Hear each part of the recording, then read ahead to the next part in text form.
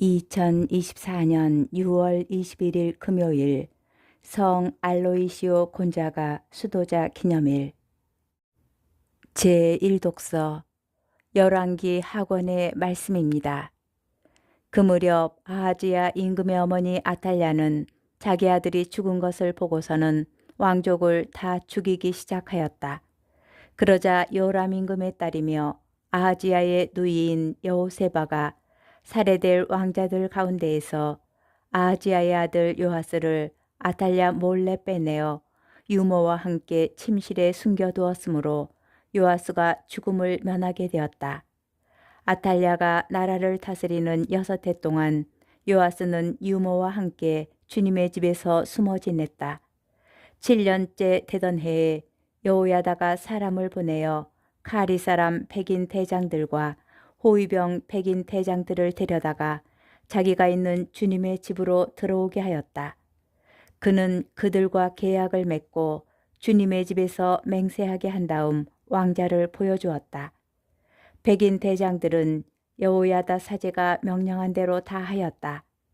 그들은 저마다 안식일 당번인 부하들뿐만 아니라 안식일 비번인 부하들까지 데리고 여호야다 사제에게 갔다. 사제는 주님의 집에 보관된 다윗 임금의 창과 방패들을 백인 대장들에게 내주었다.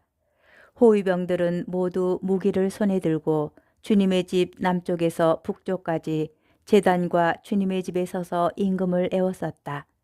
그때 여호야다가 왕자를 데리고 나와 왕관을 씌우고 증언서를 주었다.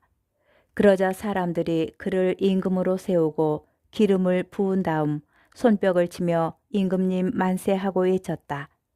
아탈랴가 호위병들과 백성의 소리를 듣고 백성이 모인 주님의 집으로 가서 보니 임금이 관례에 따라 기둥 곁에 서 있고 대신들과 나팔수들이 임금을 모시고 서 있었다. 온 나라 백성이 기뻐하는 가운데 나팔 소리가 울려 퍼졌다. 그래서 아탈랴는 옷을 찢으며 반역이다 반역 하고 외쳤다. 그때 여호야다 사제가 군대를 거느린 백인 대장들에게 명령하였다.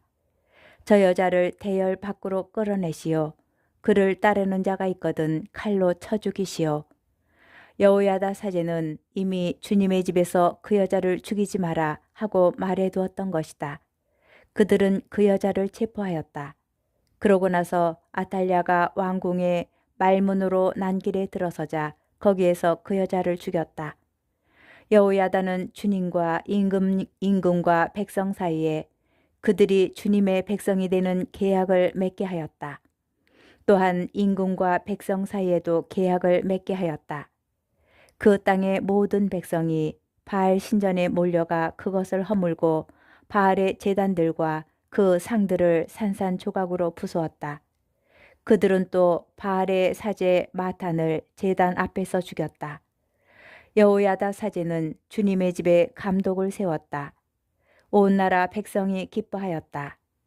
아탈랴가 왕궁에서 칼에 맞아 죽은 뒤로 도성은 평온해졌다.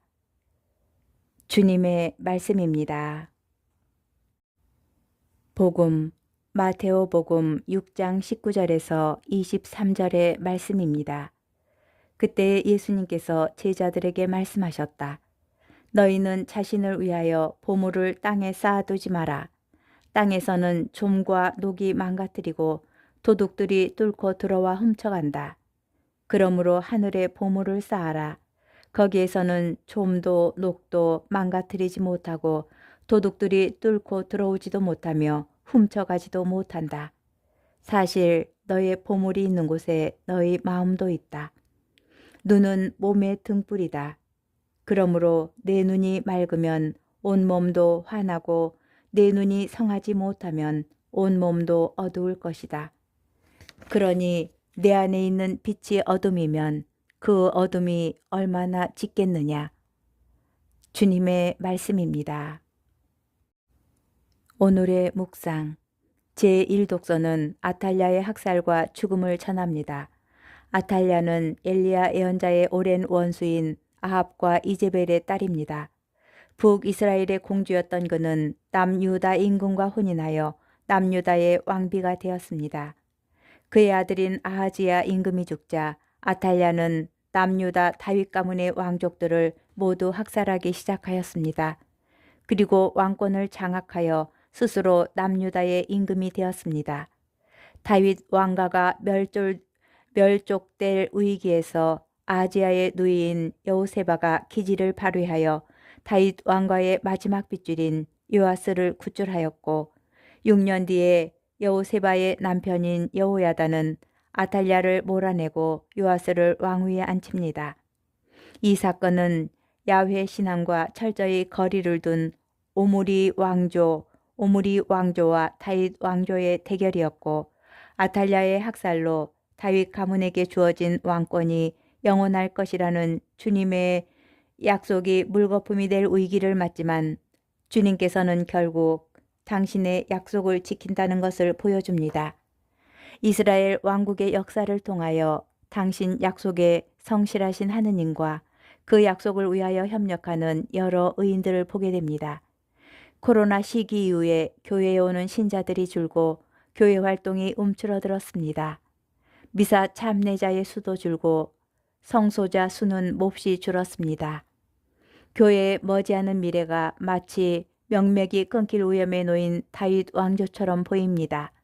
그러나 이스라엘의 역사를 보며 하나님께서는 당신 약속에 성실하시다는 희망을 놓지 않습니다.